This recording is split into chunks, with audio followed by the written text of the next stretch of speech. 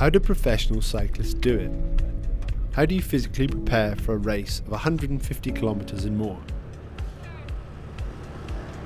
The Col-Wahoo are Britain's most successful women's UCI continental team, and we travelled to their pre-season camp on the east coast of Spain to find out more.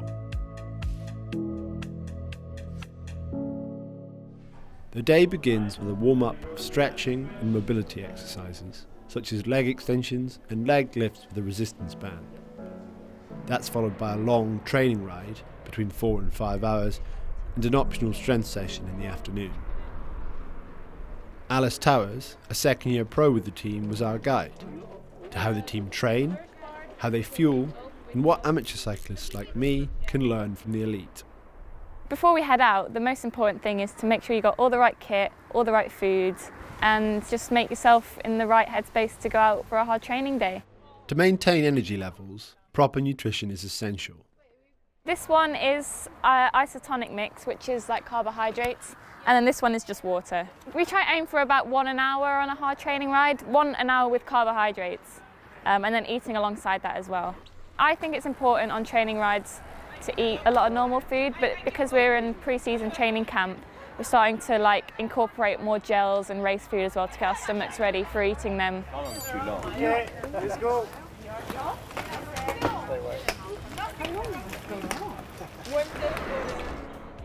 Preparing to race is not only about fitness, but also cohesion and logistical skills, such as returning to the team car to replenish food and drink supplies while on the move.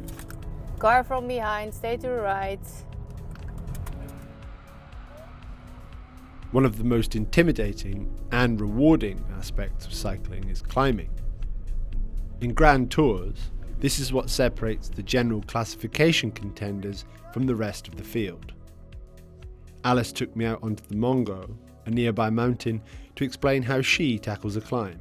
When people come to the bottom of the climb, they think, oh no, I've got to go uphill, and they sort of dread it, but I think it's something that you can enjoy. You need to appreciate it, take at your own pace. You just want to stay nice and relaxed, keep the cadence nice and high, and just run into it knowing that you're going to enjoy it.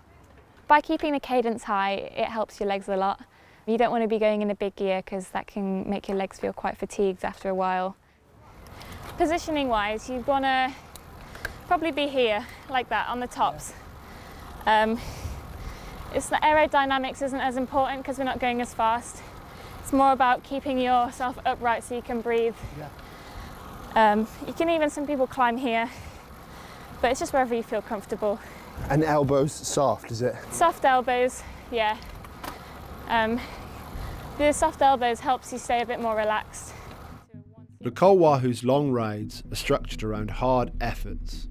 For example, 3 10-minute intervals in zone 3, this is between 70 and 80% of your maximum heart rate, or 3 12-minute intervals in zone 4, this is between 80 and 90% of your maximum heart rate. One of the most challenging sessions completed on the camp was one of the shortest, 4 lactate intervals, where the riders sprinted flat out uphill for 750 metres. At an average speed of more than 40 kilometres per hour and a gradient of 5.3%, the pain was brief but intense. For everyday amateur riders though, training doesn't have to be quite so brutal. To practice climbing, there's no better practice than doing climbs itself, so I think find a nice climb near you. You could maybe do it a few times, up and down. But if that gets a bit boring, you could practice maybe the effort itself as a whole. So you could try a few longer efforts, 12 minutes, 20 minutes, where you have to pace yourself through them. I think that helps get into the technique and the rhythm of a climb. Once you go up, you get to go down, so you need to appreciate the descents, appreciate the views. I think one of the most beautiful things about cycling is the places it takes you, so you've got to stop to enjoy it.